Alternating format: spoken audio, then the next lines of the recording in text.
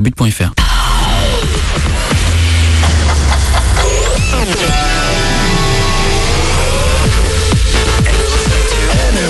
Oui, salut. Et bon réveil, jeudi matin sur Énergie, c'est le 6-9 de l'été. On écoute Bruno Mars et Black M. Juste après les infos, il est 8h.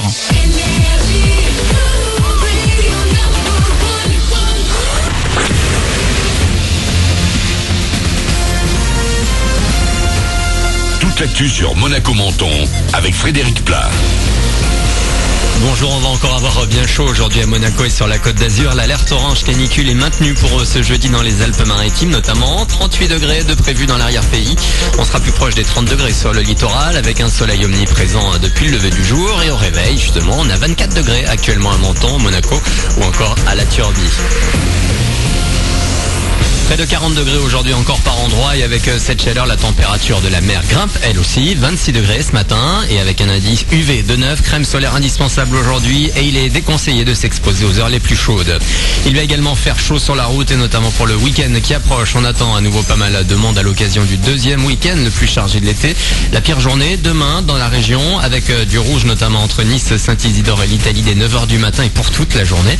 Ça devrait rouler un peu mieux samedi et dimanche. Si vous devez vous rendre dans la vallée du Rhône ou en direction de l'Espagne, il est déconseillé de le faire samedi avec un bison futé qui la verra noir. Et sur la route prudence, notamment en deux roues. Hier, 2 accidents se sont produits sur les routes des Alpes-Maritimes. 2 femmes, la pilote et sa passagère sont mortes après avoir perdu le contrôle de leur scooter sur la 8 à hauteur de la sortie Saint-Laurent-du-Var. Puis dans le même temps, à Saint-Sauveur-sur-Tinée, un homme a perdu le contrôle de sa moto. Il a été conduit à l'hôpital avec un pronostic vital engagé. 38 personnes sont mortes depuis le début de l'année sur les routes du 06. Une hausse de 50% en comparaison avec 2016.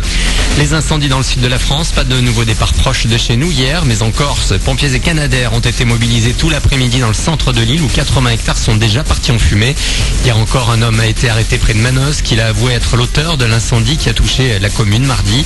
À Nîmes, un pyromane de 21 ans a été condamné à 18 mois de prison pour avoir déclenché 2 départs de feu le mois dernier.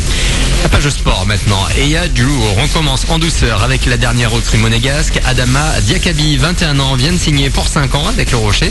En provenance de Rennes, son transfert est estimé à 10 petits millions d'euros. Sur une autre planète, le feuilleton touche à sa fin. Neymar est sur le point de rejoindre le PSG. Hier, le joueur brésilien a annoncé à ses coéquipiers du Barça qu'il quittait le club catalan.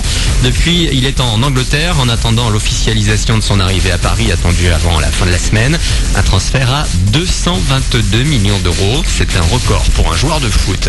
Enfin, côté terrain, l'exploit de l'OGC Nice. Les Aiglons se sont qualifiés hier pour les barrages de la Ligue des Champions, faisant tomber l'Ajax Amsterdam aux Pays-Bas grâce à une égalisation 2-2 en toute fin de match.